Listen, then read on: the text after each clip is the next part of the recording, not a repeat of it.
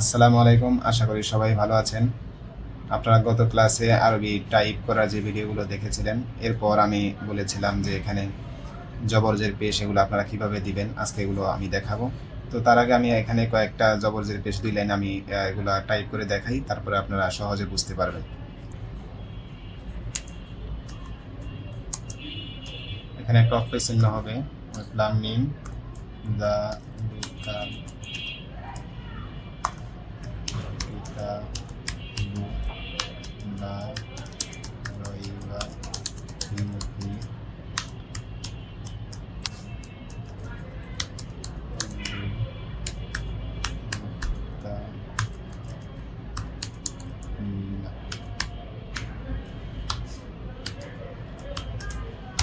আল্লাহ জিনা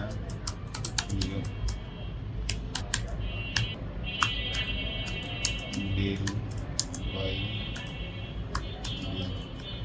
ويقيمون الصلاة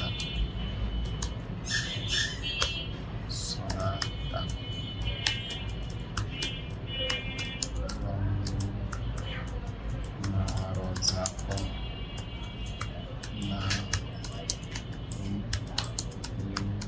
ينفقون। তো আশা করি আপনারা দেখতে পেলেন কিভাবে সহজে আমি জবরজের পেশ জজম তালদিদ সাকিন সহ অক্ষরের চিহ্নগুলো কিভাবে দিলাম। তো এটা আপনারা কিভাবে করবেন, এটার জন্য আমি আপনাদেরকে আগে একটা অনস্ক্রিন কিবোর্ডে দেখাই। এগুলো কিন্তু এই যে জবর যে পেশগুলো কিন্তু এখানে আছে, তবে সবগুলো এখানে নাই। যেমন আমি এখানে কার্সর এখানে রাখলাম,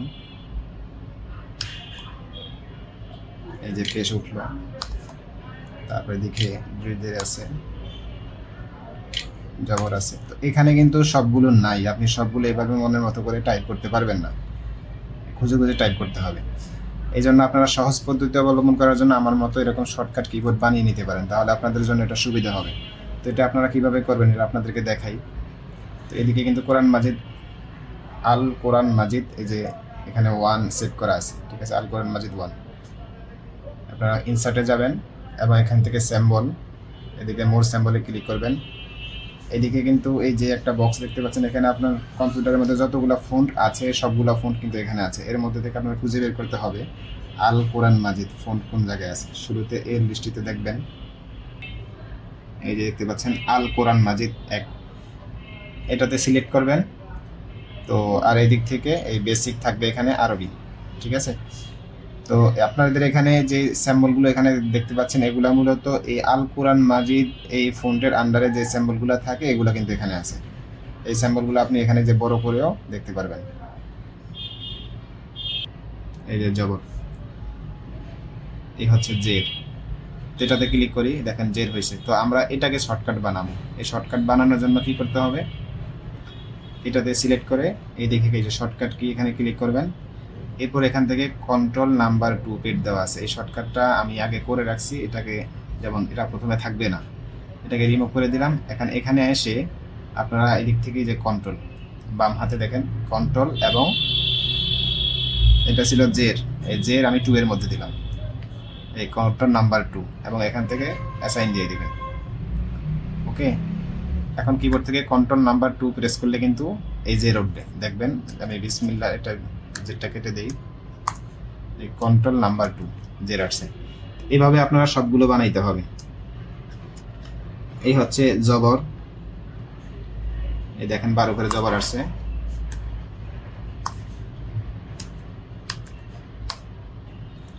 এই জবরটাকে আমরা এখান থেকে শর্টকাট কি বানাবো, এই জবরটা দিলাম নাম্বার 1 এর ভিতরে, কিবোর্ড থেকে কন্ট্রোল এবং 1 ক্লোজ করে দিলাম। তাহলে জবর হলো কন্ট্রোল 1, জের হলো কন্ট্রোল 2, এবং পেশ হলো কন্ট্রোল 3। এই পেশ এখানে দেখেন, এইভাবে আপনারা শর্টকাট বানিয়ে নিতে হবে। পেশ কন্ট্রোল 3 দেওয়া আছে। তারপর 2 জবর, এই হচ্ছে 2 জবর। এই 2 জবর এখানে শর্টকাট কি বানাতে হবে, এটাতে ক্লিক করলাম, এটা আমি এখান থেকে রিমুভ করে দিই। এবারকার দেখেন কন্ট্রোল আল্ট 1, আগে ছিল জবর ছিল কন্ট্রোল 1 দিলে জবর আসতো, তাই না? এখন 2 জবরের ক্ষেত্রে কন্ট্রোল আল্ট এবং 1 প্রেস করবেন। এখন কিন্তু কিবোর্ড থেকে, যেমন আমি এগুলো আপনাদেরকে দেখাই, কন্ট্রোল আল্ট 1, এখন 2 জের আসছে, 2 জবর আসছে। এরপর এখানে আছে 2 জের, এই 2 জেরকে অনুরূপভাবে শর্টকাট কি বানাতে হবে, এটাতে কন্ট্রোল আল্ট এবং 2, কারণ আগে আমাদের কন্ট্রোল 2 দিয়ে জের উঠতো, তো দুইটার জের একসাথে উঠানোর জন্য কন্ট্রোল আল্ট 2 দিবেন, এবং এই পেশের ক্ষেত্রেও অনুরূপভাবে এটা এইভাবে করে নেবেন, কন্ট্রোল আল্ট 3, ঠিক আছে। তো এই সিস্টেমে আপনারা এটা করবেন। তার 2 জবর 1 জবর 1 জের 1 পেশ, 2 জবর 2 জের 2 পেশ। এবার জজম তাসদিদ, এই জজমের ক্ষেত্রে আমি কন্ট্রোল 0 দিয়ে দিছি, এই যে এটা কেটে দেই, কন্ট্রোল এবং এই 0 দিলে চাপলে জজম উঠবে। তারপর তাসদিদের ক্ষেত্রে এটা আপনারা কন্ট্রোল 5, ঠিক আছে, এই তাসদিদ আছে। তারপর মধ্যে মুত্তাসিল, এটা এই দেখেন মধ্যে মুত্তাসিল, এটা আপনারা কিভাবে করবেন, এখানে কিন্তু কন্ট্রোল প্লাস এই প্লাস চিহ্ন, যেহেতু 4 আলিফ টানা লাগে এটা, তো কন্ট্রোল প্লাস সাইন দিবেন এটাতে, এই কন্ট্রোল নাম্বার প্লাস দেওয়া আছে, এই যে এটা কন্ট্রোল প্লাস, এটা প্রেস করলে আপনাদের এই মধ্যে মুত্তাসিলের শর্টকাট হয়ে গেল। মধ্যে মুনফাসিল, মধ্যে মুনফাসিল এটা এই যে মধ্যে মুনফাসিল, ঠিক আছে, এই যে দেখতে পাচ্ছেন উপরে এই মধ্যে মুনফাসিল, এটা শর্টকাট হচ্ছে কন্ট্রোল এবং এই মাইনাস বাটন। খারাজ আবার খারাজের উল্টা পেশ,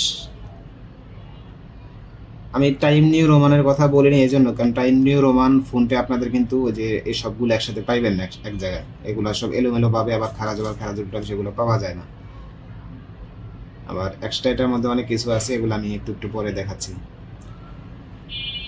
এরপর খারাজ আবার খারাজের উল্টা পেশ দিয়ে দিই, তাহলে আপনাদের লাম